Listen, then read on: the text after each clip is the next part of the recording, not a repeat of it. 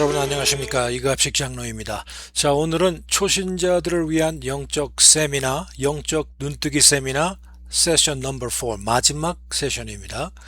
그래서 오늘은 기독교 핵심 및 주요 교리를 한번 간단하게 훑어보는 시간을 갖기로 하겠습니다.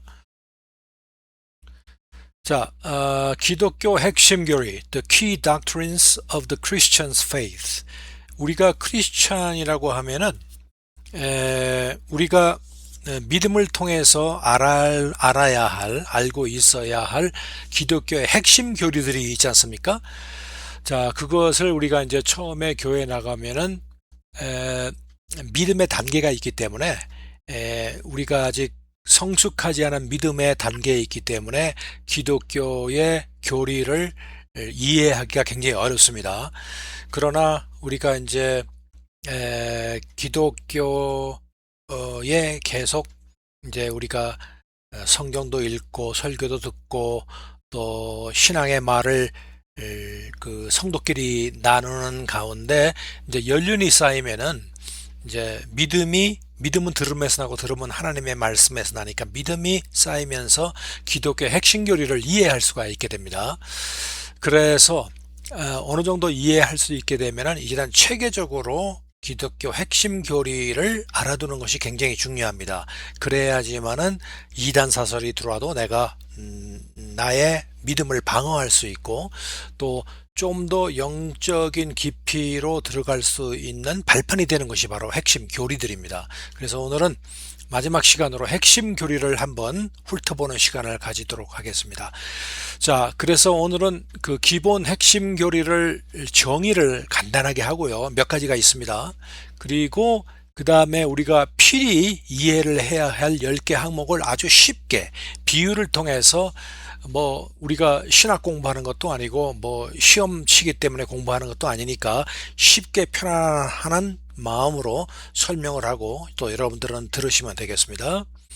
자, 크리스천들은 그 믿음의 세부적 형태나 방식까지 모두 일치할 수가 없어요. 제가 가진 믿음과 또 제 어떤 그 장로님이 가진 믿음과 목사님이 가진 믿음과 또 초신자가 가진 믿음이 똑같을 수는 없어요. 똑같이 표대를 향해서 달려가는 거는 똑같지만은 달려가는 과정에서 그 믿음의 progress나 믿음의 그 형태는 똑같을 수는 없습니다. 왜냐하면은 우리가 60억 인구가 있으면 60억 인구가 다 인격이 다르고 성격이 다르고 스타일이 다르듯이 믿음에 접근하는 방법도 다르게 되어 있습니다. 그래서 여러분들이 그거를 인정을 하고 나가야 됩니다. 자, 그렇지만은 성경이 말하는 진정한 크리스찬이라면은 기본적으로 진리의 뼈대가 되는 핵심 교리, 진리의 뼈대가 되는 핵심 교리에는 모두가 다 동의를 해야 된다 이겁니다. 핵심 교리가 여기 있는데 그 핵심 교리의 모든 것은 우리 모든 크리스찬이 동일하게 어그리하고 그것을 따라야 되지만은 그 핵심 교리를 이해하는 방법과 적용하는 스타일과 이것은 다양하다라는 것을 여러분께서 알아두시면 좋겠습니다. 자, 그래서 영어로 in essentials unity, in non-essentials liberty, 그리고 in all things charity. 자, 우리가 많이 들어보는 말인데요. 이걸 번역하자면은 본질적인 것에는 일치가 있어야 돼요. 그리고 비본질적인 것에는 자유가 있습니다. 그리고 모든 것에는 사랑으로. 자, 이게 뭐냐면은 우리가 예를 들어서 삼위일체라는 것은 굉장히 본질적인 거지 않습니까?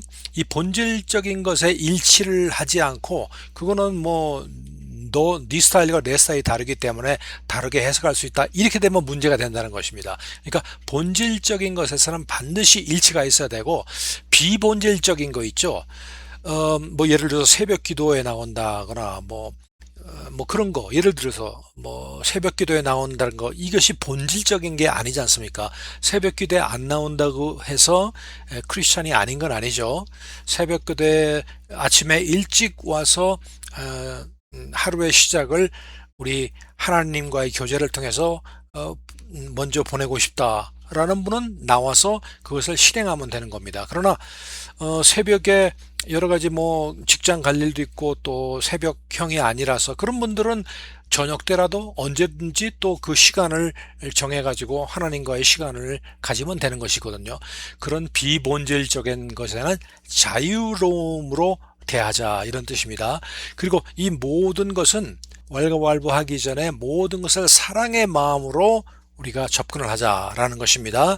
자, 그래서 굉장히 중요한 말씀인데, 이 인용문은 우리가 종종 성 어거스틴이나 존 웨슬리로부터 온 것으로 알려지고 있지만, 실제로는 1627년에 독일 루터교의 신학자인 루페르투스 멜데니우스로부터 시작된 모라비아 모토에서 기인한다고 합니다. 그래서 참고적으로 여러분들이 알아두시면 되겠습니다.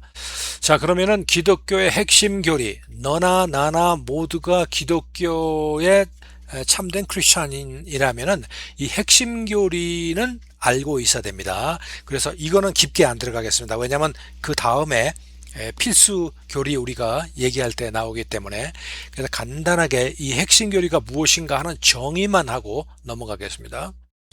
자, 일단 삼위일체가 나옵니다. 이거는 뭐냐면 간단하게 얘기하자면은 하나님은 한 분이십니다. 하나님은 하나, 그러니까 one God입니다. one God. one God이지만은 성부, 성자, 성령이라는 세 위격, three persons로 존재하신다는 겁니다. one God의 three persons입니다. 나중에 이제 자세하게 나오겠습니다. 성육신은 incarnation. 이거는 뭐냐면은 하나님의 아들 예수 그리스도께서 인간의 몸을 입고 세상에 오셨다. 그리고 그분은 참 하나님이자 참 인간이시다. 그러니까 100% 신이고 100% 인간인 거예요. 50% 신이고 50% 인간이 아니라 100% 신이고 100% 인간이십니다. 인간으로서 고통을 느끼고 배고프고 웃고 울고 하는 인간적인 속성을 나타낼 때는 예수님께서 하나님의 능력과 속성을 자기가 스스로 제한하신 거예요. 그러나 100% 하나님이고 100% 인간이다 라는 것을 여러분들이 아셔야 되겠습니다. 그 다음에 atonement, 속죄. 예수 그리스도께서 십자가에서 인류의 죄값을 대신 치르시고 하나님과 인간 사이를 화목하게 하셨다. 아시겠습니까? 우리의 죄를, 속죄를 atone 하셨습니다. 우리 죄를 atone 하셨기 때문에 하나님과 우리 관계가 화목하게 다시 이스태블리시 되었다. 그런 뜻입니다. 그 다음에 부활. 예수 그리스도께서 죽음에서 실제로 육체적으로 부활하심으로 죽음을 이기시고 구원의 확증을 주셨습니다. 자, 우리가 첫 번째 시간에서도 이런 것을 다루었는데요. 예수님께서 이 세상의 실존 인물이다라고 하는 것은 하나님이 없다고 얘기하는 사람들까지도 다 인정하는 사실이에요. 이거는 성경만 기록한 것이 아니라 성경 밖에도 여러 역사책에서 문서에서 제가 설명을 드렸습니다. 인정하기 때문에 예수님이 살아계시고 역사하셨다는 것은 다 인정을 하는데, 이 부활에 관해서는 믿지 않는 사람들이 굉장히 많습니다. 그러나 부활도 너무나 많은 에비던스들이 있습니다. 나중에 여러분들께서 한번 찾아보시고 또 은혜 받으시면 좋겠어요. 자, 그 다음에 구원. 어떻게 구원을 얻느냐? 인간은 오직 하나님의 은혜로 믿음을 통해서만 죄에서 구원을 받는다. 행위가 아니고 믿음으로 의롭다함을 얻는다. 더 specifically 얘기하자면 예수님을 통해서만 구원을 받는다라는 것이 구원의 정의입니다. 그 다음에 성령의 영감, inspiration of scripture. 우리가 가지고 있는 66권의 성경은 뭐 40여 명의 저자들이 1600년을 걸쳐 가지고 쓴 것이지만 하나님께서 영감을 주시고 가이드 하셔 가지고 각각 다른 스타일과 성향을 가진 사람들이 자기 스타일로 쓰게 된 것입니다. 그러나 그 쓰게 된 목적과 가는 길은 하나님께서 다 가이드를 하셨기 때문에 성령의 감동으로 받아 기록되었기 때문에 우리 하나님의 말씀으로서 1.1핵도 틀림이 없다라고 믿는 것이 성경의 영감설입니다. 자, 그 다음에 은혜. 구원은 인간의 공로가 아니고 전적으로 하나님의 무조건적인 사랑과 은혜로 주어진다. 은혜의 중요성이죠. 그다음 믿음은 무엇이냐? 믿음은 하나님과 그분의 약속, 특히 예수 그리스도의 구속 사역을 말합니다. 하나님과 그분의 약속을 전적으로 신뢰하는 것이 사실은 믿음의 출발점입니다. 그리고 그 믿음이야말로 구원의 통로가 되는 것입니다. 이것도 역시 조금 후에 다루겠습니다. 죄. 인간이 하나님께 불순종하고 스스로 주인이 되려는 태로로 인해서 하나님과 단절된 상태, 모든 사람에게 보편적으로 존재하는 것이 바로 죄입니다. 죄라는 것은 관역에서 벗어난 걸 말하는 거예요. 관역은 하나님과의 관계를 얘기하는데 거기서 벗어난 것이 사실은 죄입니다. 그래서 하나님과의 단절된 상태를 죄라고 그럽니다. 그 다음에 칭의, justification, 자세하게 다루겠습니다. 예수 그리스도를 믿는 자를 하나님께서 의롭다 선언하시는 구원의 법적인 측면입니다. legal aspect입니다. 법적인 측면에서 볼 때 내가 죄인인데 내가 내 자신을 구원할 수 없는데 누가 와서 나의 죄를 의롭다 하고 덮어주시는 거예요. 법적으로. 그러면 하나님께서는 법적인 결과만 보고서 우리를 의롭다 하시는 겁니다. 그 다음에 sanctification, 성화. 구원받은 자가 점점 하나님의 성품을 닮아가는 과정입니다. 우리가 구원을 얻은 다음에 한 번 구원을 얻었으니까 영원히 구원이니까 우리가 나쁜 짓을 해도 되고 옛날의 성품이 나타내면 안 되는 거죠. 점점 sanctification, 점점 나아가서 나중에 glorification의 스테이지까지 가는 것이 우리의 목표입니다. 그 다음에 12번째, 교회. 예수 그리스도를 믿고 따르는 사람들의 공동체로 예수 그리스도의 몸된 교회라고 그러잖아요. 세상에서 하나님의 나라를 드러내는 사명체입니다. 우리가 미션을 받았어요. 뜻이 있습니다. 목적이 있습니다. 표대가 있습니다. 그것을 우리가 교회라고 합니다. 성령은 무엇이냐? 삼위일체 하나님 중에 한 위격으로 우리들 안에 거하시고 우리를 깨닫게 하시고 우리를 인도하시고 보호해 주시는 능력을 가지신 분이십니다. 재림, second coming. 예수 그리스도께서 다시 오십니다. 예수 그리스도께 다시 오셔서 세상을 심판하시고 새하늘과 새 땅을 이루실 것을 믿습니다. 그래서 예수님의 second coming, 이거는 예언이 되어 있고 예언이 성취될 상황입니다. 그 다음에 영생입니다. 마지막으로 eternal life는 예수 그리스도를 믿는 자는 영원히 하나님과 함께 거하는 생명을 얻는다. 영원한 생명을 얻는다. 영생에 대해서 이제 간단하게 정의를 마쳤습니다. 자, 이제는 좀 자세하게 필수적으로 이해해야 될 영적인 그 닥터린이 한 10가지 정도가 있는데 여러분과 함께 한번 쉽게 한번 풀이를 해보겠습니다. 자, 여기에 리스트가 있습니다. 삼위일체서부터 이신칭이 구원에 이르는 믿음과 살아있는 믿음, saving faith와 living faith가 뭐가 다른가? 우리는 은혜로 구원받나 믿음으로 구원받나? 그 다음에 또 우리는 자유의지인가 예정론인가? 내가 구원받은 거며 이 모든 것이 이미 하나님께서 예정을 해 놓으셨냐? 아니면 내가 내 선택에 의해서 결정을 할 수 있는 건가? 그 다음에 천국과 지옥이 실제로 있는가? 아니면은 어떻게 무엇인가? 누가 천국에 가고 누가 지옥에 가고 하는 것들. 그 다음에 가장 중요한 것 중에 하나인데 칼비니즘과 아르미니아니즘이 무엇이며 차이점이 무엇인가? 그 다음에 하나님과의 관계와 하나님과의 교제는 뭐가 다르며 어떻게 중요한가? 그리고 마지막 시대 에스카탈라지라고 그럽니다. 마지막 시대 종말론적인 사건에 대해 가지고 여러분들이 성도로서 깊게 들어가지 않으셔도 되지만은 적어도 어떤 사건들이 인발브 되어 있는가는 순서적으로 요약한 것을 여러분들이 알고 계셔야 됩니다. 그리고 마지막으로 믿음의 기회를 잡자라는 것에 대해 가지고 설명을 하고 마치도록 하겠습니다. 자, 삼위일체에 대해서 여러분들 한번 생각해 보시기 바랍니다.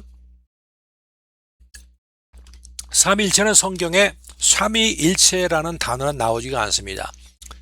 트리니티라는 말도 없습니다. 트라이온 가드라는 말도 없습니다. 그러나 성경에 나오는 성경의 사상을 여러 가지 증거로 해서 결론을 내리는 것이 삼위일체입니다. 삼위일체의 정의를 먼저 우리가 아까 전에 했지만 다시 한번 해보자면 하나님은 한 본질이세요. One essence. 한 본질입니다. one substance, 한 본질이시며 성부, 성자, 성령, 세 위격, 위격이라는 것은 persons입니다. 로 영원히 존재하십니다. 그러니까 한마디로 해서 본질은 하나인데 위격은 셋입니다.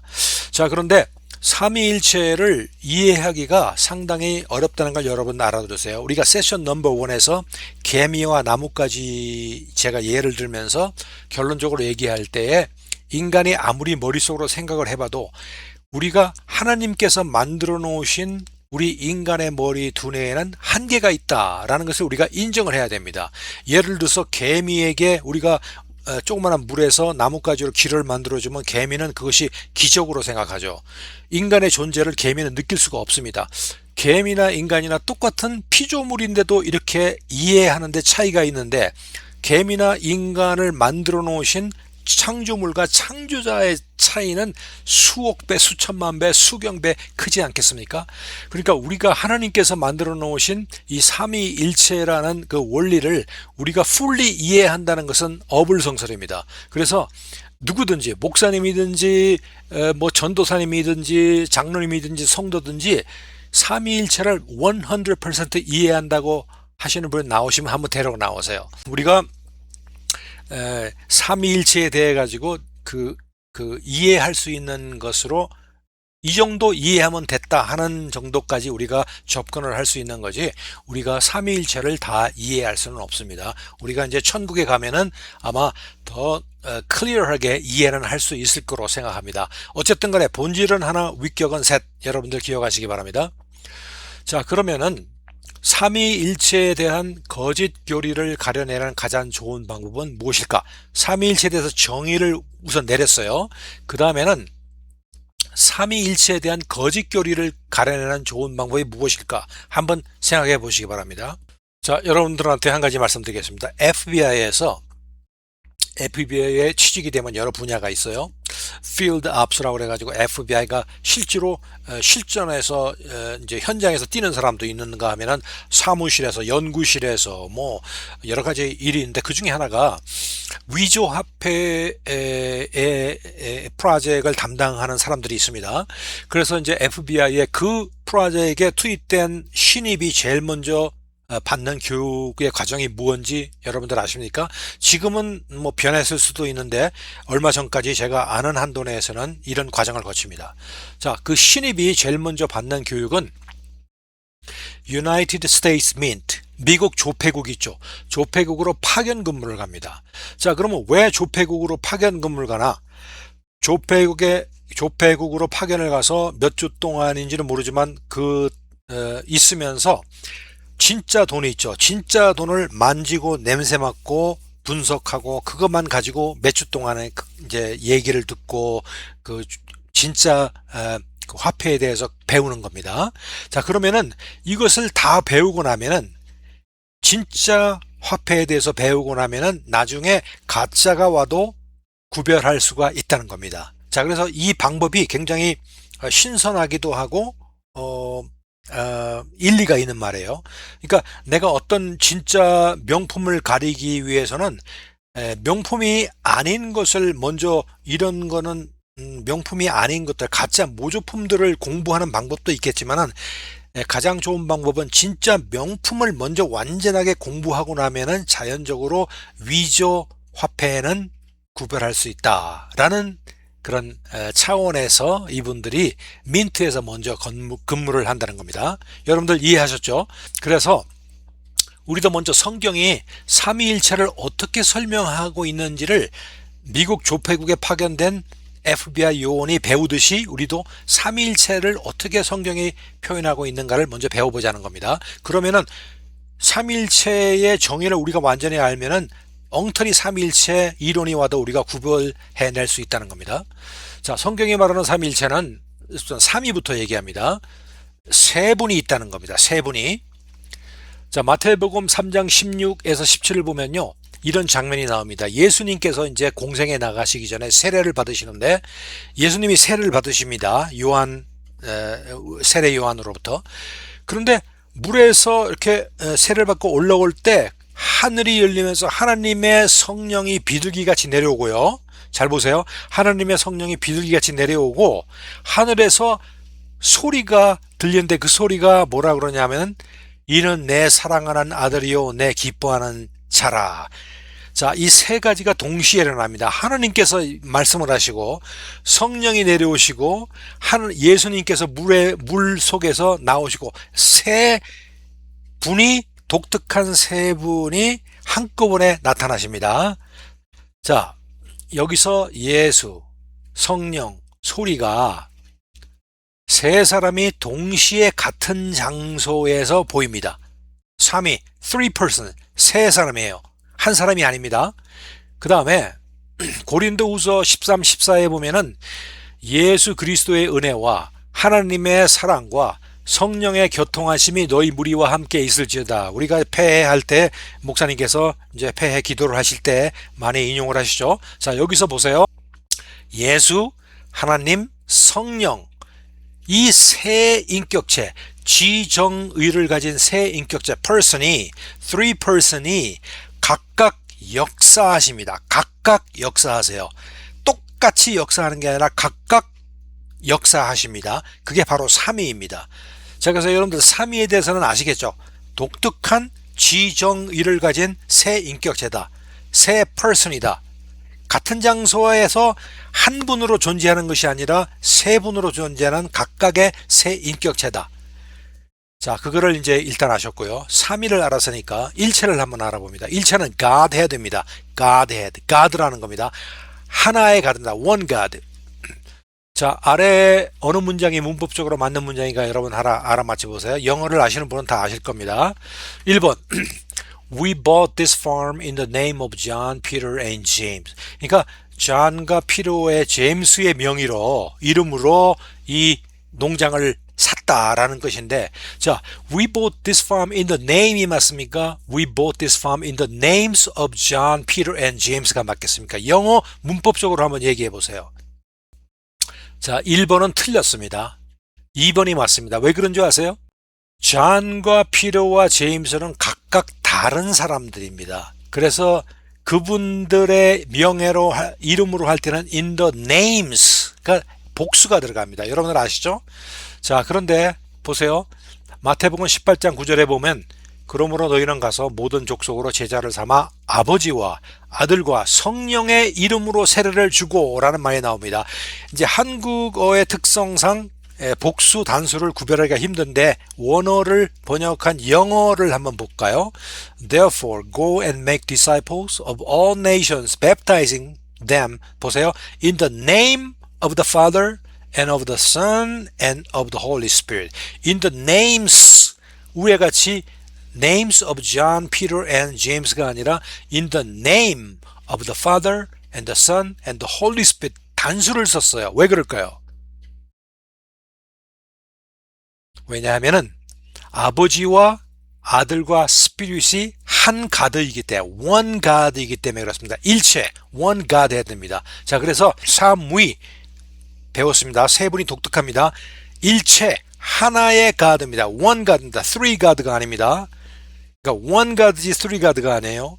그리고 one person이 아니라 three person입니다. 자, 그것이 분명히 성경이 가르치는 거니까 확실하게 여러분들 이해를 하셔야 됩니다. 자, 그림을 제가 그렸습니다. 자, 여기서 보세요.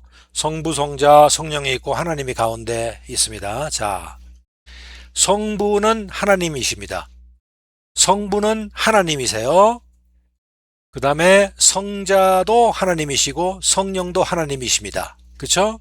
자, 그런데 성부는 성자가 아니에요.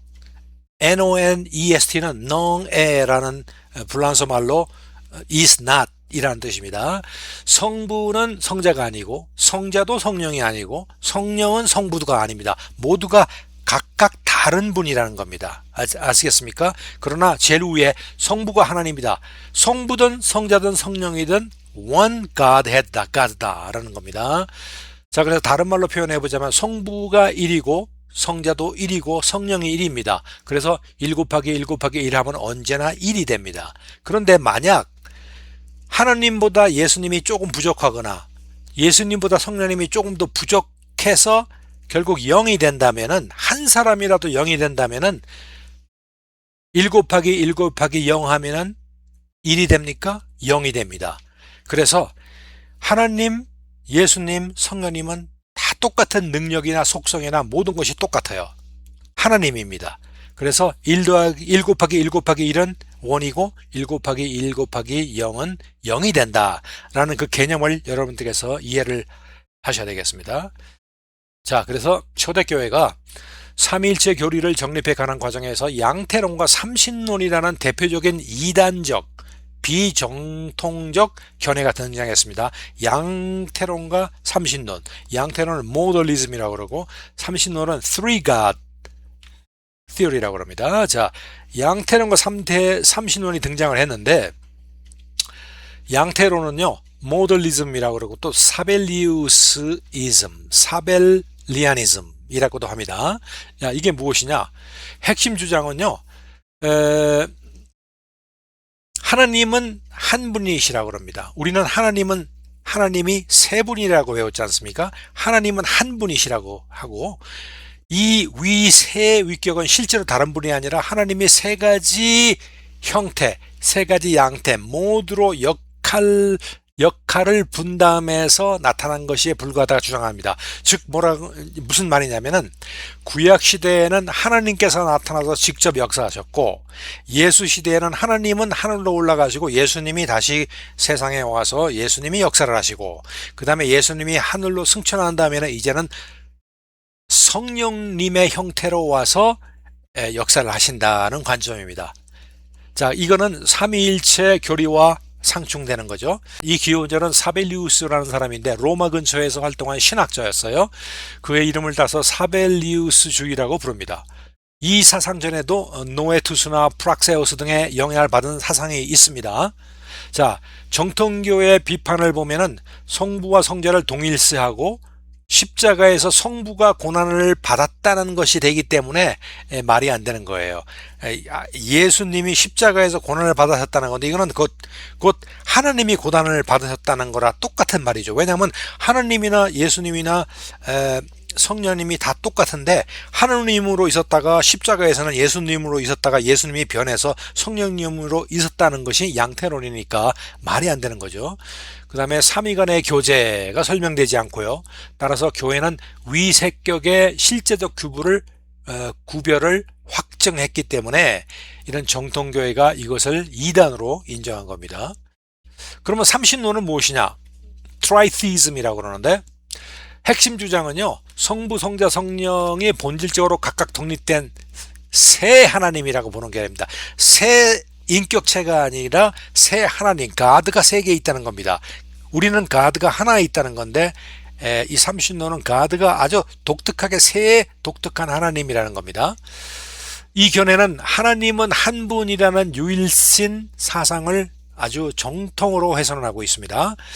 이 기원자는 필로포누스라는 사람이 이제 철학자인데 주장을 했어요. 그 이후에 이제 아스쿨라누스니 로스켈리누스니 하는 사람들이 또 서포트를 해가지고 또 이 주장을 전개해가지고 삼신론자로 불렀죠. 정통교의 비판을 보면은요, 성경은 여호와는 오직 하나, 하나님은 하나다, 원가드라는 것을 위배하고 있습니다. 삼위는 구별되나 본질은 하나라는 점을 아주 오버룩한 거죠. 결과적으로 이 말은 유일신을 무시하고 다신론으로 전락하게 되는 그런 삼신론이라는 것을 여러분께서 알아두시기 바랍니다. 자, 그래서 삼위일체가 중요하기 때문에 이제 조금 더 부가 설명을 하고 있습니다. 자, 삼위일체를 이해시키기 위해서 많은 사람들은 다음과 같은 비유를 여러분들 많이 들으셨을 거예요. 어떤 사람이 집에서는 아빠고 직장에서는 사장이고 교회에서는 장로고 이런 비유를 많이 들죠. 또 물이 액체가 되었다가 딱딱한 얼음이 되었다가 수증기가 되기도 한다, 이런 비유도 들기가 하는데, 이런 것들이요 양태론에 가까웁니다. 그러니까 한 사람인데 집에서는 아빠로 변장했다가 직장에서는 사장으로 변장했다가 교회에서는 장로로서 역할로 변장했다. 양태론입니다. 그리고 물이 액체가 됐다가 똑같은 액체가 얼음이 됐다가 똑같은 얼음이 수증기가 됐다. 이것도 양태론입니다. 오히려 이해의 과정 없이 시간의 비율을 여러분들이 드는 것이 무단합니다. 그래서 시간의 비유는 뭐냐면은 똑같습니다. 아까 본 그림이죠. 여기다가 과거와 현재와 미래를 집어넣으면은 가운데 거는 시간입니다. 그러니까 과거도 시간이고 미래도 시간이고 현재도 시간입니다. 그러나 과거는 현재는 아니에요. 현재도 미래는 아니에요. 미래도 과거는 아닙니다. 그래서 이 컨셉이 오히려 삼위일체를 비유를 들려면은 이 비유를 드는 것이 삼위일체에 아주 가깝게 이해하는데 최고의 비유가 된다라고 하는 것입니다. 자, 그래서 핵심을 다시 설명하자면 하나님은 한 분이시고 성부, 성자, 성령은 각각 참 하나님이십니다. 세 위격은 서로 구별되십니다. 이걸 기억하시고요. 그 다음에 성부, 성자, begotten Son, the proceeded Holy Spirit. 서방교회는 이 성자를 통해서 성자와 함께 성령이 proceed 됐다. 이제 그렇게 나오는데 이거는 이제 그 교리적으로 약간 문제가 있는 교리죠. 자, 그래서 사역의 질서가 있어요. 그 펑션이라고 그럴까? 질서가 있는데 주도가 성부입니다. 그리고 말씀으로 성자가 역사하시고 능력으로 성령이 역사를 하십니다. 그래서 성자가 성육신 십자가로 부활하시고 성부가 보내시고 받으시고 성령이 적용을 하십니다. 그래서 이런 성령이 거하시고 인도하시고 성자 안에서 성부께 영광을 드리는 이러한 어떤 그 삼위일체의 기능적인 면을 여러분께서 마지막으로 이해를 하셨으면 좋겠습니다. 자, 그래서 트리니티에 대한 말씀을 이제 마쳤고요. 그 다음에 이제 이신칭의를 한번 얘기해 보기로 하겠습니다. 자, justification by faith. 이신칭의의 정의를 먼저 한번 보겠습니다. 하나님께서 죄인을 그리스도의 공로를 의지하는 믿음을 보시고 의롭다고 선언하시는 것입니다. 자, 인간은 자신의 선행이나 노력으로 의롭다함을 얻을 수가 없습니다. 오직 예수 그리스도를 믿는 믿음으로 의롭게 여김을 받으시는 겁니다. 성경을 한번 볼까요? 로마서 3장 28절에 보면 사람이 의롭다 하심을 얻는 것은 율법의 행위에 있지 않고 믿음으로 되는 줄 우리가 인정하노라. 그러니까 율법이나 선행으로 되는 것이 아니라 믿음으로 되는 것이라는 겁니다. 갈라디아 서에서는 사람이 의롭게 되는 것은 율법의 행위로 말미암이 아니고 오직 예수 그리스도를 믿음으로 말미암는 줄 아는 것이다. 즉 뭐라고 그러냐면 우리 인간의 어떤 행위나 방법이나 또 율법을 지키는 거나 이런 세상의 모든 방법으로 의인이 될 수 없다는 겁니다. 더군다나 의인이라는 것은 하나님께서 인정해 주시는 것이 의인입니다. 근데 하나님이 보시는 거는 우리가 너무나 잘났고 잘났든지 살인을 저질렀든지 거짓말을 이만큼 했든지 선행을 이만큼 했든지 하나님이 보시기에 우리는 죄인이에요. 그렇기 때문에 우리의 선행과 우리의 율법지킴 그 많고 적음에 관계없이 우리는 전부 다 죄인이기 때문에 하나님께서 보실 때 우리는 죄인입니다. 그 죄인이 의롭게 입으려면 누군가가 와서 우리 죄를 덮어줘야 되는데 예수님께서 십자가상에서 우리의 죄를 지고 돌아가심으로 인해서 의의 두루마기를 우리를 덮어주시니까 하나님께서는 의의 두루마기만 보고 우리가 의롭다라고 여긴다는 겁니다. 그래서 justification by faith가 바로 그런 교리입니다. 법적인 용어예요. 칭의라는 것은 법정에서 판사가 너는 무죄다라고 이제 선포하는 것이죠. 실제로는 죄인이지만 조금 전에 말씀드린 예수님의 의가 나의 몸에 입혀져서 하나님께서 나의 입혀진 그 옷을 보고 의롭다라고 선언하는 것입니다. 밑에도 옷을 입는 비유 지금 설명을 한 것입니다. 또한 예를 들자면요. 빚진 친구가 있는데 은행에 수억 원의 빚을 졌습니다. 갚을 능력이 전혀 없어요. 그런데 어떤 부유한 친구가 와가지고 그 빚을 전부 대신 갚아줬어요. 그러자 은행이 이제는 그 사람한테 빚쟁이라고 그러는 게 아니라 빚이 없는 사람이라고 paid in full 하고 도장을 찍었습니다. 그래서 내가 갚지도 않고 나는 사실 빚쟁이나 마찬가지인데 paid in full이라고 도장을 찍었기 때문에 은행이 보기에는 다른 사람이 보기에는 이 사람은 빚이 없는 사람이에요. 바로 그것이 바로 justification by justified righteousness라고 할 수 있는 겁니다. 그래서 여기서 중요한 포인트는 예수님이 십자가에서 대신 갚으셨다. 그래서 예수님이 대신 갚으셨다는 것은 예수님의 의가 우리를 둘렀다. 그래서 하느님이 보기에는 예수님의 의를 우리가 둘렀기 때문에 paid in full이기 때문에 우리도 의롭다라고 선포한다는 겁니다. 요약을 하자면 이신칭의는 오직 믿음으로 의롭게 하심을 받는다. 우리 행위가 아니고 예수님의 십자가와 부활을 믿는 그 믿음에 근거해서 이신칭의라는 것입니다. 또 하나님은 우리를 실제로 완벽하기 때문이 아니라 그리스도의 의를 더딥혀 주시기 때문에 의롭다고 선언하신다. 말씀드렸죠? 우리 몸이 더러워도 의의 입을 옷을 입으면 하나님께서는 우리의 안을 보는 것이 아니라 예수 그리스도의 의의 두루마기를 보기 때문에 우리가 의롭다함을 입는다라는 것입니다. 자, 그 다음에 saving faith와 living faith에 대해서 한번 알아보겠습니다. 여러분, saving faith가 뭐고 living faith가 뭡니까? faith면 faith지 무슨 또 saving faith가 있고 living faith가 있나 이렇게 얘기하실 수도 있습니다. 자, saving faith는요, 구원에 이르게 하는 믿음을 말합니다. living faith는 구원을 얻은 다음에 우리가 살아갈 때 보여주는 참 믿음을 말하는 것으로 성경에서 중요한 개념입니다. 두 개념은 서로 연결되지만 강조점은 달라요. 자, 우선 saving faith, 구원에 이르는 믿음을 알아보겠습니다. saving faith는 예수 그리스도의 십자가와 부활을 믿고 그분을 나의 구주와 주님으로 신뢰하는 믿음. 그렇죠? 그러면은 하나님 앞에서 의롭다 하심을 받고 구원에 이르게 하는 믿음이 되는 것입니다. 그래서 구원을 얻기 위해서 우리가 가져야 되는 그 믿음 있죠. 그것을 우리는 구원에 이르게 하는 믿음, saving faith라고 합니다. 그러므로 여러분께서도 아시겠지만 saving faith는 once in a lifetime입니다. 세상에서 한 번만 가지면 구원이 얻어지는 거예요. 딱 내 생애에 한 번만 있어야 할 그런 이벤트가 saving faith입니다. 자, 성경의 근거는 많아요. 에베소서 2장 8절에 보면요. 너희가 그 은혜로 인하여 믿음으로 말미암아 구원을 얻었나니 행위에서 난 것이 아니요 할 때 은혜로 인하여 구원을 얻었다. 그죠? 구원에 이른 믿음. 바로 그 믿음을 말하는 것입니다.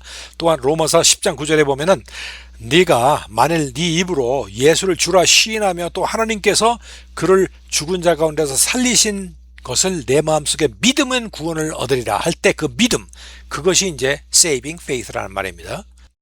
자, 그럼 living faith는 뭐냐? 살아있는 믿음. 내가 구원을 얻은 다음에 나타내는 참된 믿음을 living faith라고 합니다. 자, 구원받은 사람이 삶 속에서 드러내는 순종과 사랑의 열매로 나타나는 믿음입니다. 자, 핵심은 뭐냐면 진짜 구원받은 믿음이라면 반드시 행동과 열매가 있어야 된다는 겁니다.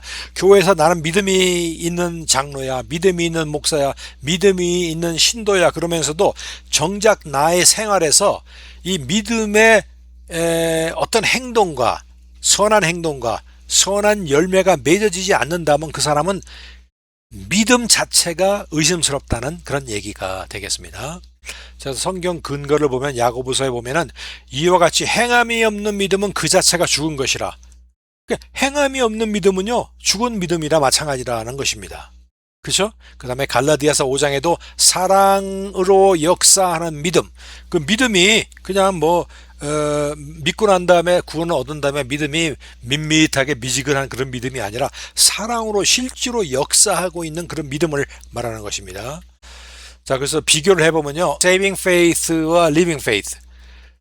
예수를 믿기 위해서 필요한 믿음은 saving faith. 그 다음에 구원을 받은 다음에 내 삶에서 참된 믿음의 징표로 나타나는 것이 living faith다.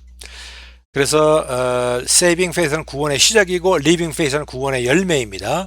그래서 성격과 성경과 결과는 이제 조금 전에 설명을 드렸습니다. 자, 그래서 이제 나무에 비유하자면 saving faith는 나무의 뿌리라고 할 수 있어요. 눈에 보이지 않지만 생명의 근원이 됩니다. 믿음의 근원이 됩니다. 구원의 근원이 됩니다. living faith는 나무의 열매입니다. 보이는 증거. 뿌리가 없으면 열매도 없듯이 뿌리가 있다면 반드시 열매가 맺혀야 됩니다.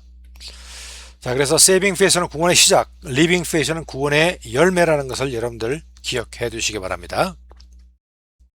자, 그 다음에 saved by grace와 saved through faith. 은혜에 의해서 구원을 받았느냐 아니면 믿음으로 구원을 받았느냐 이제 그런 말인데요.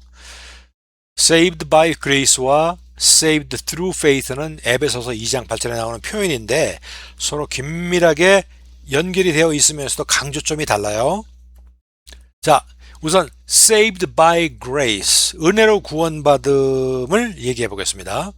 자, 구원의 근거는 우리가 구원을 받았는데 구원을 하나님의 은혜로 구원을 받았느냐 아니면은 하나님을 믿는 믿음으로 구원을 받았느냐. 자, 여러분들 어떻게 생각하십니까? 자, 정의를 한번 보면요.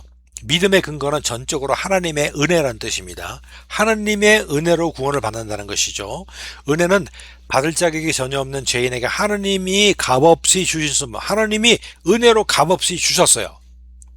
그래서 우리가 구원받는 오직 이유는 우리의 선한 공로나 행위가 아니라 하나님께서 무조건적으로 사랑을 주셨기 때문에 그 사랑, 그 은혜를 주셨기 때문에 우리가 구원을 받는다는 것입니다.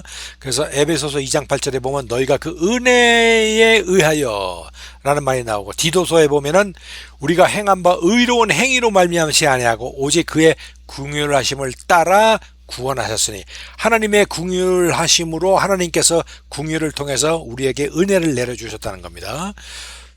그러면은 saved through 믿음을 통해서 구원받았다는 것은 무슨 말이냐? 이거는 구원의 은혜를 받는 통로가 믿음이라는 것입니다.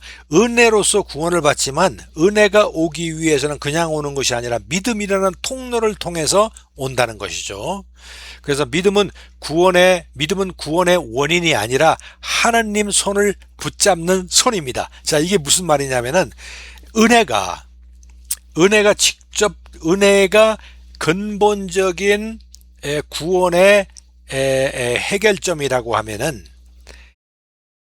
그 은혜를 우리한테 전달해 주는 그 통로를 잡는 그 손이 그 하나님의 은혜를 가능하게 한다 이런 말입니다. 약간 말이 좀 어려울 수도 있습니다. 그러나 좀 이따 예를 들어보시면 쉬울 겁니다. 자, 그래서 에베소서와 로마서서에 성경적인 근거가 있습니다. 비교를 먼저 해보겠습니다. saving faith와 living faith가 있는데 구원의 근거가 되는 것이 saving faith고 구원의 은혜 받는 그 믿음의 통로가 saved through the faith가 되겠습니다. 그러니까 grace와 faith가 있는데 grace가 직접적인 원인이 되는 거고 faith는 통로가 된다 그런 뜻입니다. 그래서 grace는 하나님 쪽에서 initiate 하는 강조가 되는 거고요. 그 다음에 faith는 인간 쪽에서 initiate 하면 통로가 된다라는 것입니다.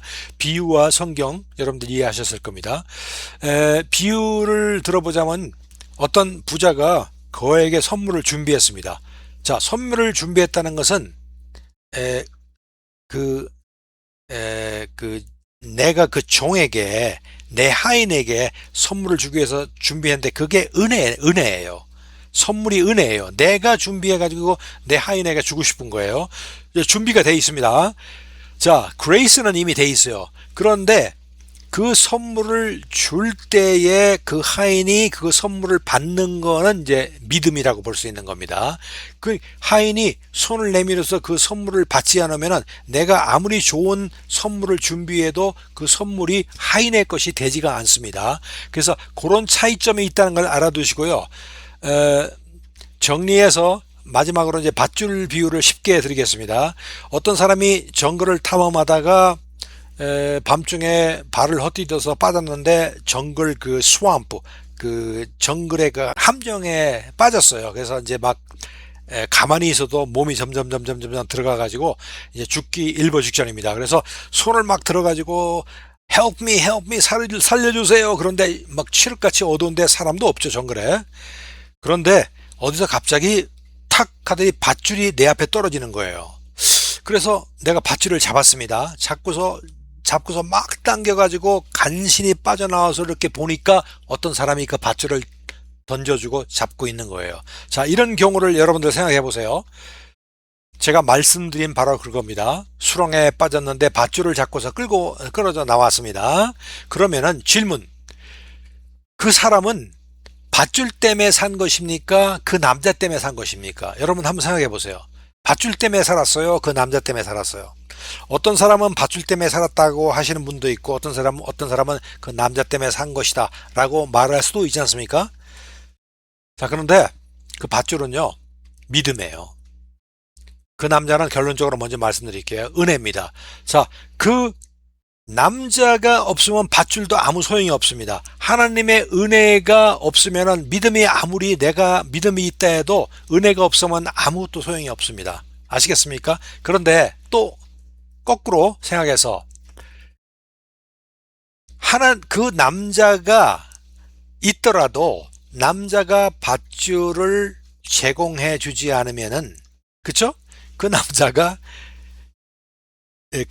밧줄을 던져주지 않으면은 수렁에 빠진 꼬마가 그걸 잡고서 나올 수 있는 방법이 없어집니다. 마찬가지로 하나님께서 은혜만 마련해 놓으시고 믿음이라는 어떤 통로를 제공해 주지 않으면은 은혜를 받지 못한다는 겁니다. 그러니까 서로가 어떤 그 상반적인 컨셉이 아니라 믿음과 은혜는 결국은 하나의 하나님께서 주시는 섭리라고 볼 수가 있습니다. 여러분들 무슨 말인지 아시겠죠?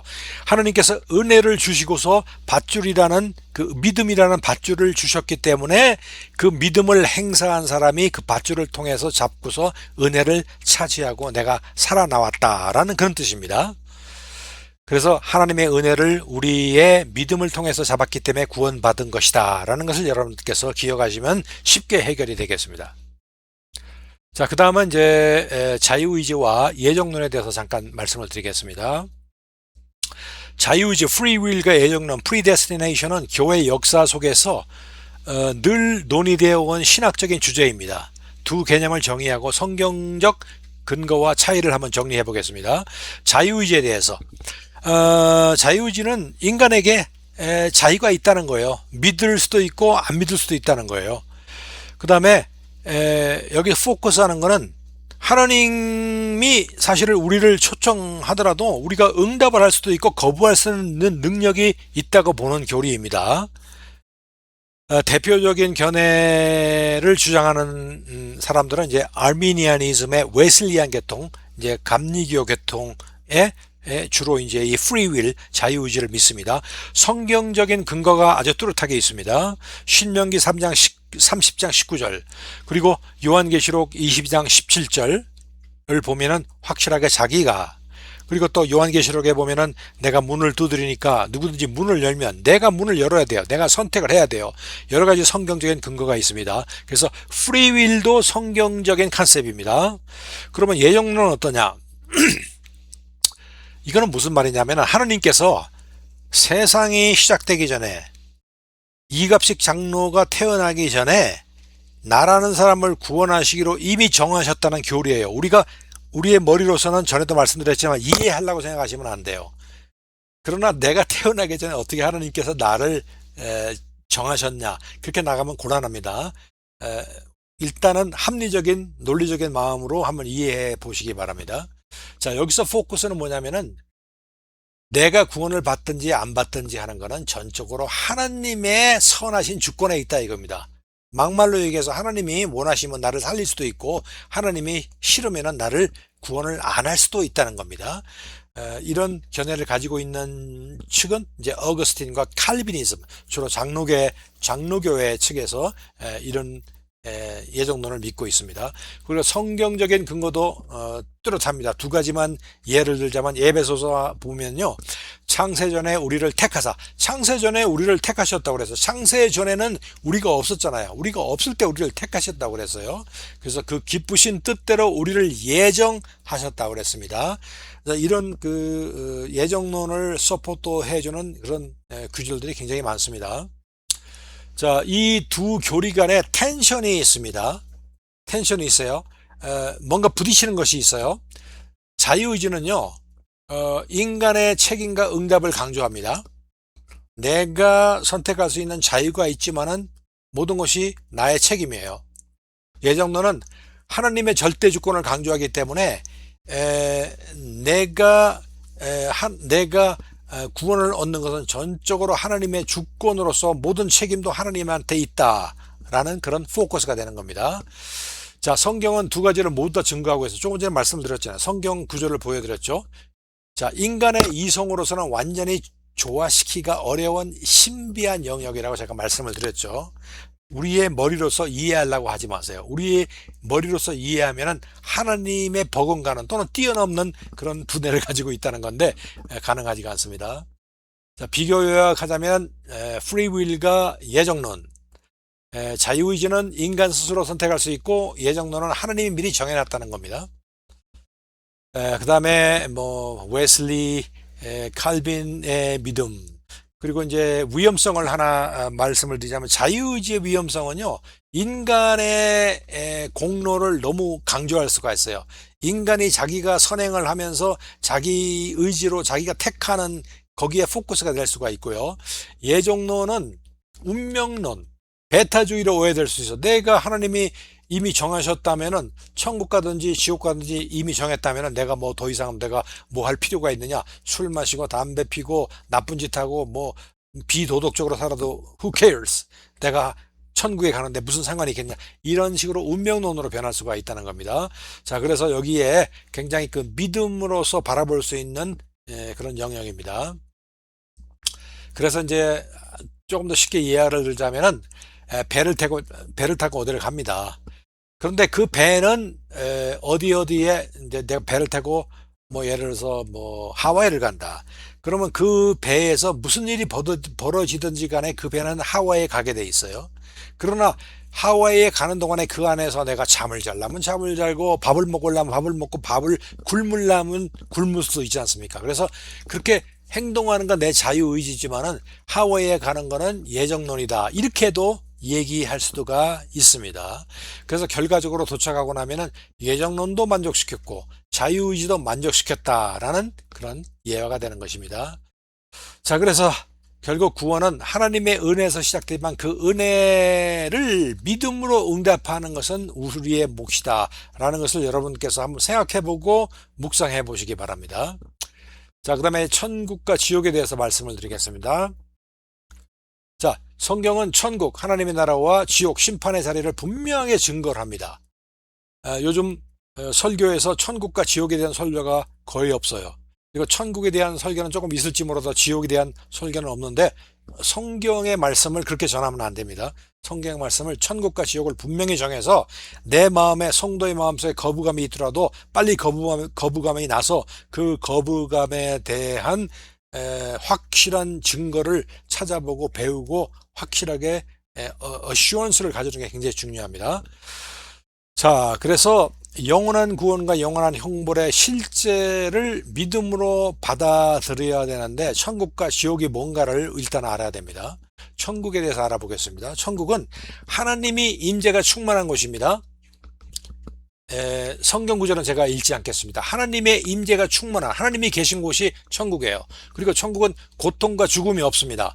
고통과 죽음이 없어요. 근심 걱정도 없습니다. 눈물도 없습니다.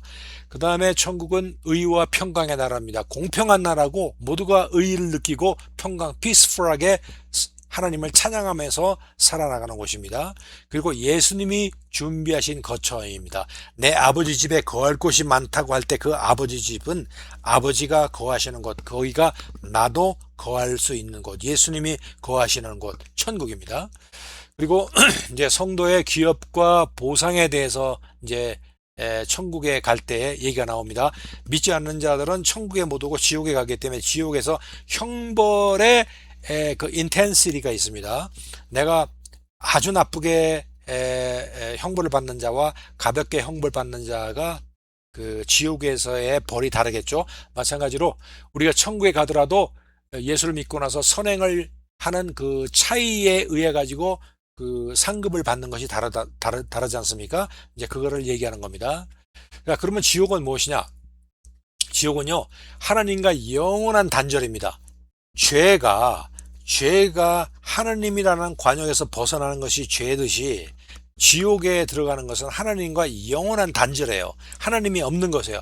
빛이라는 것은 어둠이라는 것은 어둠이 따로 존재하는 것이 아니라 빛이 없으면 어둠이 되는 것 마찬가지로 하나님이 없으면 그것이 지옥이 되는 것입니다. 자, 그러나 지옥이 뭐 지옥 안에 떨어져 가지고 거기서 흥청망청 뭐 세상 사람들이 얘기하듯 술 먹고 담배 피고 서로 파티하고 그런 것이 지옥이 아니라 하나님이 없는 영원한 단절 어떤 것인지 제가 얘기는 안 하겠습니다만은 어떤 영원한 멸망의 형벌 뭐 기회가 있으면 다시 얘기하실 수 있을지 모르겠지만 영원한 단절의 플레이스다라는 것을 여러분 알아두시고요. 불과 고통의 장소입니다. 행복한 장소가 아닙니다. 편안한 장소가 아닙니다. 쉬는 장소가 아닙니다. 릴렉스하는 장소가 아닙니다. 불과 고통의 장소로 묘사되고 있습니다. 그리고 사탄과 악한 자들을 위한 영원한 심판의 장소입니다. 그리고 두 번째 사망입니다. 첫 번째 죽어서 땅에 묻히는 거, 첫 번째 사망. 두 번째 사망은 모든 믿지 않는 사람들이 부활해서 백보자 심판에서 나의 평생에 살았던 옳고 그름이 판단돼 가지고 형벌의 그 차이를 받아 가지고 그 영원한 형벌의 못에 떨어지는 그 과정을 우리가 지옥이라고 할 수 있습니다. 자, 요약 비교해 보자면 천국과 지옥. 천국은 하나님의 인자와 영원한 생명이 있는 곳, 지옥은 하나님과 단절해서 영원한 심판에 있는 곳입니다. 그 특징은 천국은 기쁨, 평강, 생명의 찬양 등등이 있고 지옥은 불, 어둠, 울음, 고통. 그렇죠? 그리고 천국은 그 대상에 예수 그리스도를 믿고 구원받은 자, 지옥은 하나님을 거부하고 불신앙에 머문 자. 비유는 집 안과 집 밖. 아버지가 자녀들을 위해서 따뜻한 집을 준비했는데 그 안에 들어오면은 사랑과 평안과 안전이 있습니다. 그러나 아버지를 거부하고 집 밖에 나간 자들은 어둠과 추위 속에서 머무르게 된다. 성경은 천국과 지옥을 단순한 상징이 아닌 실제로 실존하는 최종 정착지로 말하고 있어요. 천국은 하나님과 함께하는 영원한 삶이고 지옥은 하나님과 단절된 영원한 고통입니다. 이거 굉장히 시리어스한 포인트입니다. 자, 성경에서 나오는 천국, 낙원, 지옥, 하데스, 소울, 무저갱, 불못등이라는 그런 단어가 나오는데 서로 비슷비슷하기도 하고 번역상 이상하기도 하고 그런데 한번 정리를 한번 해보겠습니다. 뭐 대충 개념이라도 여러분들 알아두시면 좋죠. 천국, 헤븐은요 하나님이 계시는 곳이에요. 지금 현재 하나님이 계시는 곳. 궁극적으로 구원받은 성도들이 영원히 거할 최종 목적지입니다. 요한복음에서 나오죠. 내 아버지 집에 거할 곳이 많도다 할 때 바로 그곳이 천국입니다. 그리고 계시록에서 새 하늘과 새 땅, 그곳이 천국입니다. 거기에 하나님도 계시고 예수님도 계시고 성령님도 계시고 미리 믿어서 한 천국에 올라가신 믿음의 선배들이 거하는 곳, 그것이 천국입니다. 그리고 최종적이고 영원한 상태를 가리킵니다. 자, 그러면 낙원은 무엇이냐? 성경에서 패러다이스라고 나와서 패라데이소스라는 원어인데 이것은 동산, 기쁨의 정원이라는 것입니다. 누가복음에 보면은 오늘 예수님께서 십자가에 못 박이실 때 강도가 둘이 있었는데 하나는 예수님을 조롱했어요. 그러니까 한 강도가 죄 없는 사람을 그러지 말라. 그러면서 예수님께 예수님 오늘 내가 죽으면은 당신과 함께 거하게 해주십시오 할 때 예수님께서 오늘 내가 죽으면은 네가 나와 함께 낙원에 있으리라 할 때 그 낙원이 바로 패러다이스입니다.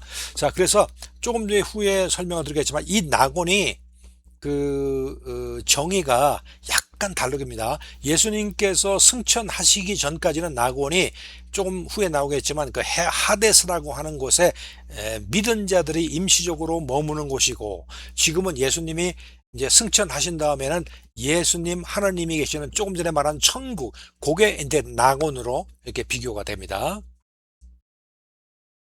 그 다음에 지옥도 여러 가지 말이 있어요. 게헤나라는 말이 있는데 예수님이 주로 사용하신 단어가 게헤나입니다. 게헤나는 불타는 쓰레기 골짜기라는 뜻입니다. 하느님과 영원히 단절되고 형벌을 받는 곳, 불못이라고, 레이크 오브 파이어라도 그렇고 둘째 사망이라고 합니다. 여기서 결국은 영원히 단절돼서 영원한 형벌을 받는 곳, 무서운 곳, 그렇죠? 그곳이 바로 지옥, 게헤나라는 곳입니다. 그 다음에 하데스라는 말은 좀 전에 말씀드렸지만은 하데스라는 말은 영어로 헤이즈라고 그러는데 헬라 말입니다. 하데스는 어떤 그 임시 거처가 있어요. 그런데 임시 거처가 이쪽 위에는 에이브람스 부선, 아브라함의 가슴이라는 데가 있고, 밑에는 그 지금 말하는 죽은 자의 그 톨멘트라고도 하고 음부라고도 하는 그 두 가지가 나눠져 있습니다. 그래서 그 누가복음에 보면 부자와 나사로가 그 부자의 빵부르서기를 먹고서 생계를 유지하는 그 거지가 죽어서 지옥에 하데스에 갔는데, 이 아브라함의 무덤에 들어가서 있는 거를 그 부자가 죽어서 지옥에 갔습니다. 그 톨멘트라고 하는 그 음부에 가서 보니까 자기 빵 조각을 먹고 자란 그 생계를 유지하던 부자가 있으니까 그것을 보고서 너무나 목이 마르고 그러니까 그 부자 나사로를 시켜가지고 손가락으로 물을 찍어가지고 내 혀에 바르게 해주십시오 라고 말할 때 바로 그 장소가 그 음부 하데스라는 곳입니다. 그래서 이거는 예수님께서 돌아가시고 부활하시고 승천하기 전까지는 이 장소에 그 믿는 자들이 임시적으로 머무는 곳이 있었습니다. 그런데 여기는 성경적으로 학자들이 다른 의견을 가지고 있지만은 제가 가장 기본적인 것을 소개해 드리면은 그 하데스라고 하는 곳에 있는 그 에브라함의 무덤이 예수님이 승천하시고 나서 예수님이 그 장소를 이제 천국으로 옮기신 거예요. 그때까지 있던 믿는 자들이 죽어서 이제 믿는 자들이 죽어서 거하는 곳에 있던 믿는 자들이 이제 천국에 있는 거죠. 그리고 그 후부터는 지금 우리가 믿는 자들이 죽으면 다시는 하데스의 temporary place에 가지 않고 직접 하나님이 계시고 예수님이 계시는 낙원, 그 낙원이 이제 그 천국이죠. 천국으로 간다라는 것입니다. 자, 그래서 하데스라는 것도 여러분 기억해 두시고, 그 다음에 스월이라는 게 있어요. 히브리어인데 구약에서 사용된 죽은 자의 처소 음부를 가리키고 있습니다. 그래서 이것도 그 하데스에 있는 음부의 컨셉과 비슷하다는 걸 알아두시고, 그 다음에 무저갱 어비스라는 게 있습니다. 이런 말도 많이 나오네. 깊은 구덩이라는 뜻인데 요한계시록에 나옵니다. 이것은 사탄과 악한 영들이 임시로 가두어지는 것이에요. 천년 왕국에 들어가기 전에 그 사탄이 잠시 잡혀가지고 이 무저갱에 갇혀가지고 있습니다. 그러다가 거의 천년 왕국이 끝날 무렵에 다시 풀려가지고 다시 한번 이제 획책을 합니다. 왜냐하면 천년 왕국에 들어가는 사람 중에서는 믿음으로 들어간 사람도 있지만은 확실한 확실한 영과 육의 믿음으로 들어가는 사람도 있지만은 그 믿음에, 그러니까 육신으로 들어간 사람이 있거든요. 그 사람들도 유혹을 받을 수가 있으니까 그 사람들 걸러내기 위해서 잠시 사탄을 끄집어내 가지고 사용하다가 다시 이제 사탄을 이제 그 불못에 집어넣는 그런 상황이 있습니다. 자, 그때 말하는 무저갱, 사탄과 악한 영들이 임시로 가두어지는 것.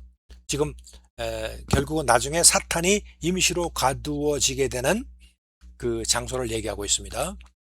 그 다음에 마지막으로 불못이 있어. Lake of Fire. 이거는 요한계시록에서 사탄, 악인, 거짓 선지자, 생명책에 기록되지 않은 자들이 모두 던져지는 영원한 형벌의 장소가 바로 이 불못입니다. 둘째 사망이라고도 부르고 게헤나와 동일시 되고 있습니다. 그래서 이제 이런 천국과 지옥에 관한 용어들을 여러분들한테 설명을 드렸습니다.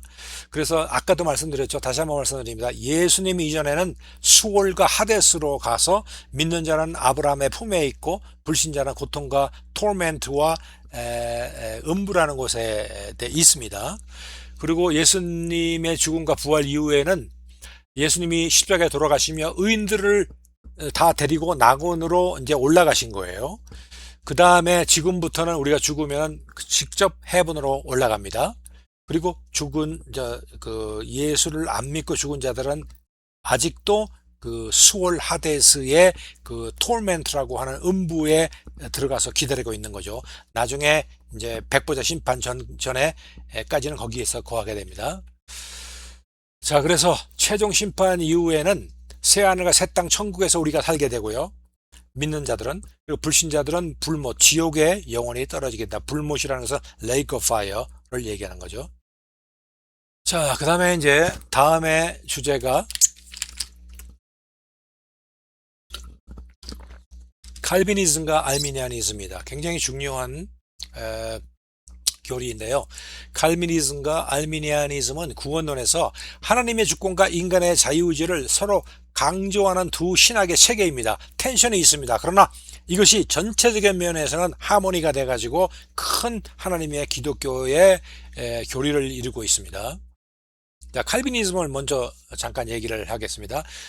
잔 켈빈이 주축이 돼서 신학적으로 발전을 했는데요. 전적으로 구원은 하느님의 주권을 강조합니다. 그래서 이분의 그 칼빈의 5대 교리가 튤립, TULIP라고 그래가지고 TULIP가 줄였는데 T는 total depravity, 전적 타락, U는 unconditional election, 무조건적인 선택, L은 limited atonement, 속죄 제한, 제한 속죄, 그 다음에 I는 irresistible grace, 불가항력적인 은혜, 그리고 P는 perseverance of the saints, 성도의 견인인데 잠깐씩 설명을 하자면은 전적 타락은 인간은 스스로 하나님께 나갈 능력이 없다는 겁니다. 구원을 이루게 할 능력도 없고 하나님을 쳐다볼 능력도 없고 아무런 능력이 없다는 겁니다. 이유는 뭐냐면은 무조건적인 선택. 그런데 하나님께서 무조건적으로 나를 구원했다는 거예요. unconditional. 컨디션이 없어요. 하나님께서 좋아서 주권에 의해서 무조건 우리를 택했다는 거예요. 그런데 limited atonement. 이건 제한 속죄입니다. 그런데 우리 모든 인간이 죄를 범하고 있는데 하나님께서 속죄를 할 때 모든 인간을 다 속죄하는 것이 아니라 구원받기로 예정된 자들만 속죄를 했다는 겁니다. 그리고 불가항력적 은혜는 하나님이 부르시면은 우리가 거부할 수가 없어요. 프리 윌에서는 거부할 수가 있지만 이 관점 켈비니즘에서는 하나님이 우리를 부르시면요 우리가 응해야 되지 거부할 수가 없다는 겁니다. 그리고 마지막으로 한 번 구원을 얻으면은 끝까지 구원을 잃지 않는다라는 주의입니다. 알미니아니즘은 그것의 완전한 반대라고 보면 됩니다. 알미니우스 신학에서 발전했고요. 인간의 자유의지와 인간의 책임을 강조했습니다. 자, 인간은 타락했지만 하나님의 선寵으로 하나님의 선행 은총으로 다시 믿을 수 있는 자유의 회복이 될 수 있다라고 말씀하시는 겁니다. 그래서 선택은 하나님의 예정이라고 볼 수 있지만 그 기준은 믿음을 통한 조건적인 선택이다. 즉 한마디로 얘기해 가지고 내가 얼마든지 하나님의 그 세계를 이해하고 그 믿음을 통해 가지고 하나님의 이르는 길을 내가 믿음으로써 얼마든지 그거를 볼 수 있고 그것을 내가 나를 구원에 이르게 하는 것을 나의 free will로 하나님께서 그렇다고 해서 하나님께서 가만히 있는 것은 아니고 하나님께서 자비를 베풀어서 은총을 아까 선물을 마련했듯이 그 선물은 다 마련해 놓으신데 하나님께서 선물을 나한테 밧줄을 던져서 갖다 주시는 게 아니라 내가 그 선물을 위해서 내가 밧줄을 마련해 가지고 그거를 찾아야 된다. 이제 이런 것입니다. 내가 예스냐 노는 내가 정해야 된다. 이제 그런 뜻이 되겠습니다. 그리고 예수님의 속죄는 모든 인류를 보편적 속죄로 유니버설 어토먼으로 만든다. 그러니까 캘비니즘에서는 리미티드 어토먼이에요. 예정된 자들만 을 위해서 예수님께서 돌아가셨지만은 이 알미니아니즘에서는 하나님이 돌아가신 속지 않은 모든 사람들을 위해서 돌아가셨다. 그 다음에 은혜는 거부될 수가 있다. 우리 캘비니즘에서는 하나님께서 은혜 주시기로 작정하면은 비가 내리면은 그 세상에 있는 모든 사람이 비를 맞듯이 저항할 수가 없지만은 이 알미니아니즘에서는 은혜는 거부할 수 있다는 거예요. 비가 내리면 집 안으로 들어가면 비를 안 맞을 수 있듯이. 자, 그래서 결국 결론적으로 캘비니즘에서는 한 번 구원을 얻으면 끝까지 구원을 얻는데 알미니아니즘에서는 한 번 구원을 얻었다 하더라도 구원 상실할 수 있는 가능성이 있다. 이렇게 얘기하는 겁니다. 비교하자면은 칼비니즘은 절대주권, 알미니아니즘은 인간의 자유의지. 그렇죠? 그래서 쭉 이렇게 다른 점이 있으니까 여러분들 참고로 하시기 바랍니다. 자, 그래서 배로서 한번 구원을 해보자면 칼비니즘은 하나님이 배표를 미리 정해 주셔서 하와이에 갈 수 있는 배표를 정해 주셔서 그 배에 우리를 태우신 거예요. 그러니까 그 배는 목적지까지 반드시 갑니다. 알미니아니즘은 하나님이 모든 사람에게 배표는 주셨어요. 하와이 가는 배표는 주셨지만은 내가 이 배를 탈까 말까. 그죠? 그것도 내가 마음대로 정할 수 있고 타가지고 목적지 가지만 중간에서 뛰어내려가지고 헤엄쳐서 내릴 수도 있다는 것입니다. 그 다른 점을 예화로서 충분히 이해하시기 바랍니다. 자, 그래서 다시 한번 정리하자면 캘비니즘은 구원은 전적으로 하나님의 주권적 은혜다. 알미니아니즘은 하나님의 은혜를 주셨으나 믿음으로 응답해서 인간의 책임으로서 나오는 믿음을 통해서 내가 선택할 수 있다라는 것입니다. 자, 이제 하나님과의 관계와 교제에 대해서 얘기하겠습니다. 성경에서 하나님과의 릴레이션십과 펠로십은 깊이 연결되지만 좀 다른 면도 있고 하나는 신분이고 하나는 상태라고 정리할 수가 있어요. 굉장히 중요합니다. 하나님의 관계에 대해서 알아봅시다. 예수 그리스도를 믿음으로 하나님과 맺어진 신분적 법적 관계가 있어요. 내가 하나님의 아버지가 되고 내가 자녀가 되는 관계예요. 한번 세워지면 깨지지 않아요. 아시겠습니까? 성경의 근거는 여기 있습니다.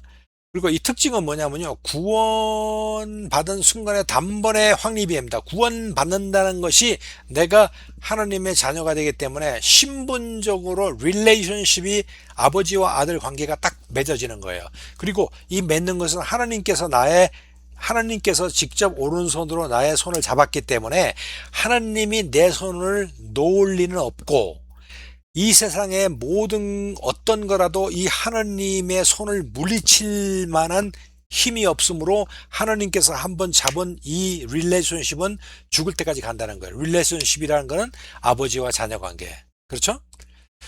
자, 그래서 그거를 이제 굉장히 중요하니까 여러분들 이해를 하셔야 되고요. 하나님과의 교제는 뭐냐? 자, 하나님께서 나의 오른손으로 나를 잡았어요. 그러면 내가 하나님의 자녀라는 거는 세상 끝날까지 변함이 없어요. 그 누구도 이거를 떼어낼 수가 없습니다. 그러나 한 손은 잡혀 있지만은 내 다른 손은 하나님을 붙잡지 않았거든요. 이 붙잡는 손이 이제 펠로십 교제라는 거예요.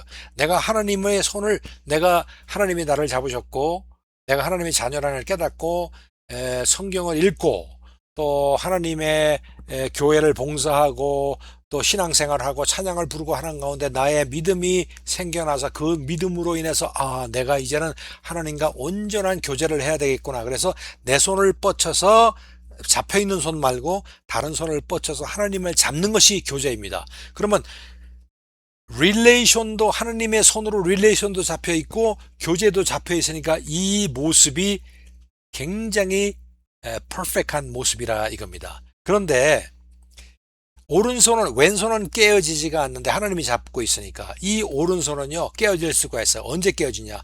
내가 죄를 지면 내가 하나님의 손을 놓습니다. 하나님의 손을 놓아요.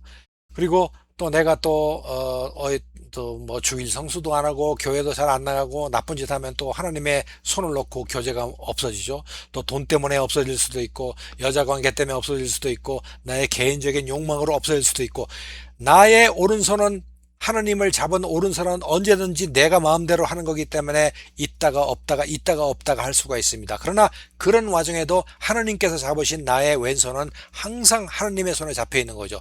관계, 하나님의 자녀라는 관계는 항상 연결되어 있고 이 오른손, 교제만이 있었다 없었다 하는 겁니다. 그래서 결국 퍼펙트한 픽처는 관계도 맺고 교제도 맺고 꽉 잡고 있는 이것이 퍼펙트한 픽처인데 인간이기 때문에 죄 때문에 나는 오른손으로 하나님을 여자 관계 때문에 돈 때문에 명예 때문에 나의 욕망 때문에 게으름 때문에 놓을 수도 있다는 겁니다.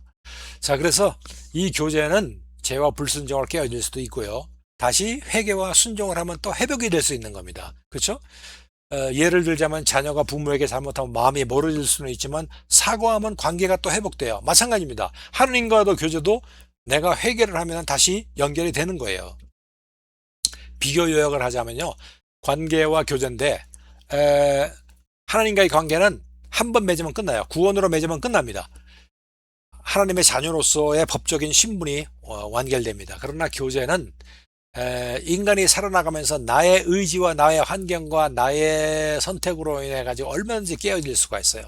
그러나 이 교제는 관계는 뭐 그 이상 끝입니다. 구원의 신분으로서 끝나는데 하나님의 교제는 끊어졌다 하더라도 다시 이제 회개하고 다시 교제를 다시 이스태블리시 시킬 수도 있고 on and off로 끝까지 죽을 때까지 이제 가는 거죠. 이게 친밀한 동행이다 이렇게 볼 수가 있는 겁니다. 자, 그래서 요약을 해보자면 관계는요, 예수 그리스도를 믿을 때 하나님과 영원한 아버지와 자녀 신분이 맺어지는 겁니다.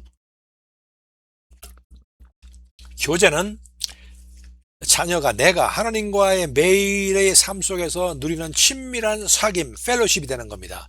자, 그래서 결론적으로 관계는 절대 변치 않지만 교제는 우리의 순종과 죄의 문제에 따라 달라질 수가 있다. 기억하시기 바랍니다. 마지막 시대 사건 순서를 좀 요약을 해야 되겠습니다. 마지막 시대 때 과연 어떤 일이 벌어질까? 어떤 분들은 너무 어렵기 때문에 요한계시록에 벌어질 사건들이 너무 어렵기 때문에 아예 관심을 안 갖는 분도 계시고 어떤 분들은 잘못 접근을 하셔가지고 이단 사설이 들어와가지고 이상하게 되시는 분도 있는데 우리 정통적인 종말론적 사건의 순서를 기본적으로 알고 있어야 됩니다. 그래야지 위조 지폐를 구별하기 위해서는 진짜 지폐가 뭔가를 알면은 위조 지폐를 구별하듯이 우리가 종말론적 사건이 뭐가 있을 거라는 걸 알면은 이단 사설이 들어와도 그것을 구별해 낼 수 있다 이겁니다. 그래서 여기도 여러 가지 그 주의가 많아요. 전천년설, 무천년설, 후천년설, pre-tribulation, 그 post-tribulation, mid-tribulation, 그 다음에 또 millennium, millennium, pre-millennium, 여러 가지 설이 많은데요. 오늘 제가 여러분한테 이 소개하는 이 프레임은 기독교에서 서로 디베이트가 많은 거지만은 전천년설을 가지고 여러분한테 소개를 하겠어요. 그 세대주의적 전천년설의 프레임워크로 여러분들한테 그 앞으로 벌어질 종말적인 사건의 순서를 말씀을 드리겠습니다. 자, 현재 교회가 있습니다. 사도행전 2장 오순절 성령 강림 이후에 흩어져서 생겨난 교회, 복음이 땅끝까지 전파되는 그런 기간이 있을 거 아닙니까? 복음이 땅끝까지 전파되고 완전히 전파되는 그 순간이 이제 예수님께서 재림하는 그 징표가 되는 것은 확실합니다. 자, 그래서 그 은혜 시대인 동시에 배교와 거짓 선지자들의 활동도 증가하고 지금 우리가 살고 있는 이 교회 시대가 바로 이 시대입니다. 자, 이런 시대를 살고 있다가 무슨 일이 벌어지냐면은 휴거라고 많이 말씀 들어봤죠.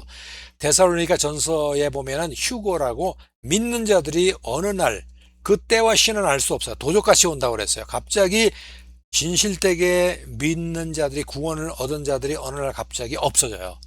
비행기 타다가 없어지고 운전하다가 없어지고 밥 먹다가 없어지고 예배 보다가 없어지고 학교에서 공부하다가 없어집니다. 예수님이 그때 공중을 재림을 하고요. 성도들이 공중으로 순식간에 눈 깜빡할 사이에 공중으로 끌어올려서 주님을 맞이하는 사건이 휴거입니다. 랩처입니다. 그래서 이때는 살아있는 우리 성도들과 이미 죽어서 땅에 묻혀있는 성도들이 있죠. 물론 영혼은 지금 천국에 가 있습니다. 그분들이 영적으로 우리와 함께 같이 살아나서 공중으로 재림하시는 예수님을 만나는 사건, 그게 바로 휴거입니다. 그래서 그 휴거의 결과는 뭐냐면 이 세상에서 교회가 완전히 사라집니다. 교회의 건물은 있겠지만 참된 교회를 믿는 사람들은 모조리 사라지고 있어요. 그때에 교회에도 남아있는 사람, 교회에 남아있는 목사, 교회에 남아있는 장로나 성도들을 보면 그 사람들은 구원을 얻지 못한 가짜 성도들이 되는 거죠. 그래서 진짜 성도들은 휴거로 이제 불러 올림을 받습니다. 그 휴거가 있은 다음에 이제 7년 환란이 이제 도달하는데 7년 환란도 3년 반, 3년 반으로 나누어서 전 3년 반에는 갑자기 적그리스도가 등장합니다. 적그리스도가 등장하고 적그리스도가 이 세계의 모든 나라들을 하나로 모을 수 있는 카리스마가 있어요. 리더십이 있습니다. 능력을 발휘합니다. 기적도 발휘합니다. 그래서 모든 사람들이 그 사람을 이 모든 세계의 리더로 정하고 그 사람이 바로 적그리스도인데 그 사람이 이스라엘, 중동에 있는 이스라엘과도 언약을 맺고 잘 지내듯이 보입니다. 그리고 성전 회복도 하는 듯한 그런 시도도 보이고 있습니다. 그러다가 3년 반이 딱 끝나면은 드디어 적그리스도가 자기의 아이덴티티, 사탄이죠. 사탄이 자기 자신을 이제 드러내서 자기를 신격화시킵니다. 그리고 성전에 가증한 우상을 이제 만들고요. 전 세계적으로 예를 들어 가지고 이마에 666라는 마크가 없으면은 식량 배급도 못 받고 이런 식으로 적그리스도가 드디어 자기를 신격화해서 자기를 위한 세계를 만들기 시작합니다. 자, 그러고서 7년 반, 3년 반이 끝나고 후반 3년 반이 그게 시작이 되자마자 하늘에서는 요한계시록에 적혀있는 일곱 씨엘과 나팔과 대접의 심판이 순차적으로 이제 지구에 떨어지기 시작하는데 그것이 전 지구적 재앙이 되는 거죠. 자, 이것이 하늘에서는 영적으로 천사들이 나팔을 불고 온 지구에 불과 유황을 떨어뜨리고 지진이 나게 하고 지구에 있는 사람끼리 싸우게 하고 하는 영적인 어떤 액티비티지만은 이것이 지구상에서는 영적인 걸 볼 수 없는 믿지 않는 자들에게는 지진이 일어나고 막 하늘에서 이상한 것이 떨어지기 시작하고 해일이 일어나기 시작하고 막 그냥 그 나라와 나라가 싸우기 시작하고 기근이 들기 시작하고 굶기 시작하고 막 그 전염병이 돌기 시작하고 하는 그런 재앙으로 보이는 거예요. 자, 그것이 시작됩니다. 그러고 나서 7년 환란 후에 아마겟돈 전쟁이라고 여러분 많이 들어보셨죠? 아마겟돈 전쟁이 발생합니다. 환란 끝무렵에 세계에 있는 모든 군대가 이스라엘을 향해서 결집을 해서 이스라엘과 세계 군대가 싸우게 되는 겁니다. 이때 이스라엘은 영적인 어떤 영적인 도메인이라고 생각할 수 있어요. 그래서 이 세상에 있는 모든 사탄의 무리가 하나님이 선민을 한 이스라엘이라는 어떤 상징적인 그 세력과 이제 싸우게 되는 겁니다. 그래서 아마겟돈 평야에 이제 집결을 하게 됩니다. 그래서 마각라는 그런 이제 그 단어도 이제 성경에 나오기 시작하는데 그래서 결과적으로 적그리스도와 세상의 왕들이 합쳐서 하나님을 대적하는 아마겟돈 전쟁이 일어납니다. 자, 그런데 그 전쟁에서 결과는 뻔합니다. 예수님께서 지상으로 재림으로 오심으로 인해 가지고 천부장들이 나와 가지고 그 적그리스도와 세상의 왕들의 세력을 물리치시고 거기서 전쟁을 종결하시고 적그리스도와 거짓 선지자를 불못에 레이크 오브 파이어에 집어던집니다. 그리고서 세상의 아마게돈 전쟁은 이제 끝이 나게 됩니다. 그 결과를 보면은 그래서 아마게돈이 끝나면은 어떤 사람들이 남아 있냐면요. 보세요. 일단은 천년 왕국이 이제 건립이 되는데, 천년 왕국에 들어가는 사람들은 아마게돈 전쟁이 7년 환란이 있기 전에 휴거가 일어나지 않습니까? 랩처에서 올려간 믿는 자들, 그리고 이미 죽었는데 믿었던 자들이, 죽었던 사람이 다시 올라가고, 그래서 그 죽었던 자들 중에서 성도들, 그리고 살아있다가 휴거를 당한 성도들이 합쳐져 가지고 그 사람들이 영적으로 천년왕국에 들어가는 사람이 있고요. 그 다음에 천년왕국 그 전에 7년 환란이 있었는데, 7년 환란을 내 육체를 가지고 견딘 자들이 있는데, 견딘 자들 중에서 666라는 그 사탄의 표징을 받지 않고 몰래 산에서 산다든지 지하에 산다든지 해가지고 견딘 자들이 있어요. 그 사람은 사탄의 징표를 받지 않았기 때문에 천년왕국에 들어갈 수가 있는 겁니다. 그래서 천년왕국은 이 두 종류의 사람이 일단 들어가게 됩니다. 자, 그래서 천년왕국이 시작되는데, 예수님이 지상에서 1000년 동안 통치를 하십니다. 그리고 사탄은 제가 조금 전에 말씀드렸듯이 무적행에 결박이 됩니다. 성도들은 예수님과 함께 천년왕국에서 평화와 의와 번영과 충만으로 기쁨으로 삽니다. 사자와 양이 같이 겸하기도 하고, 독사와 어린애가 같이 있기도 하고요. 이 천년왕국에서는 평화와 번영과 의로움만이 있습니다. 그래서 이 천년왕국이 이제 진행이 됩니다. 그리고 천년왕국이 끝날 무렵에 이제 무슨 일이 벌어지냐면, 천년왕국 끝날 때 제가 조금 전에 말씀드린 대로 사탄이 잠시 그 무정에서 풀려나서 반역을 시도합니다. 왜 반역을 한다고 그랬어요? 제가 말씀드렸지만 영적으로 이미 확인을 받은 무리들이 천년왕국에 들어가지만, 육신을 입고서 천년왕국에 들어가는 사람도 있다고 그랬잖아요. 그 사람들은 완벽한 믿음이 아니기 때문에 그 사람들이 천년왕국을 거쳐가지고 또 생육을 하지 않습니까? 그 생육을 해서 태어난 사람들은 예수님과 하나님에 대해서 이제는 결정을 해야 되는 시기가 왔는데, 그거를 모든 것이 좋을 때는 결정이 뭐 한 곳으로 휩쓸려 가겠지만은 어떤 선택 조건이 있어야 되니까, 사탄이 다시 풀려나서 사탄이 다시 한번 그 사람들을 이제 갈등을 시키는 거예요.